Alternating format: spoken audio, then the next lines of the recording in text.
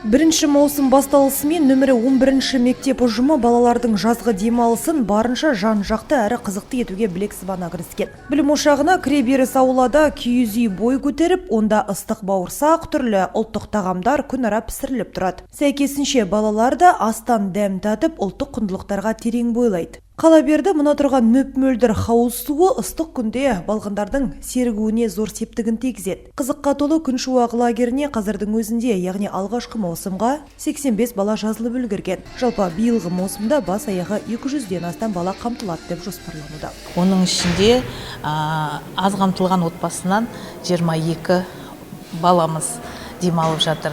Осы орайда балаларды сауықтыру мақсатында көптеген жағдайлар жасалған. Мектебімізде 5 ойын бөлмесі, сонымен қатар спорт алаңы безендірілді. Биылғы жазға жаңалық есебінде бізде 2 каркасты бассейн орнатылды балаларға.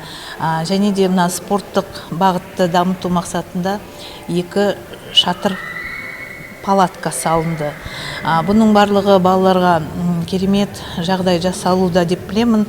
Балаларымыз жазғы маусымда жалпы тек қана демалып қана қоймай, сауықтырып, яғни денсаулықтарын нығайтсын деген мақсатта жоспарланды. Белсенділік пен ойынның құмарына батып, спорттың аламанында бой сергіткен балалардың түскі уақытта тынығуына да жайлы жағдай жасалған. Биылдың өзінде мектеп әкімшілігі 100-ге жуық баланың жатын бөлмесіндегі кереуеттерді жаңартып, жеке бас гигиеналарына арнап арнайы жуыну бөлмесінде қарастырып берген. Ас-ауқат мәзірі де көңіл қуантатындай көрінеді. Мектеп ұжымына көп алғысымды білдіремін. Өте балаларға жағымды, ұнап жатыр. Бекерден бекер жүрмей, өз уақыттарын осында өте көңілді өткізуге атсалысып жатыр.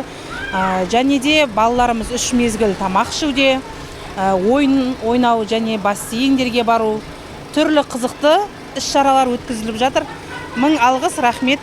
Шығармашылыққа ден қойып, спорттық сауықтыру шараларына да бұндағы педагогтар балаларды бірлесе жұмылдырады. Күні бойына танымдық сабақтар өткізіп, көңілді мәрелермен қатар оқушылар бойындағы ән мен биге құштарлыққа ынталарын ашуға көмектеседі.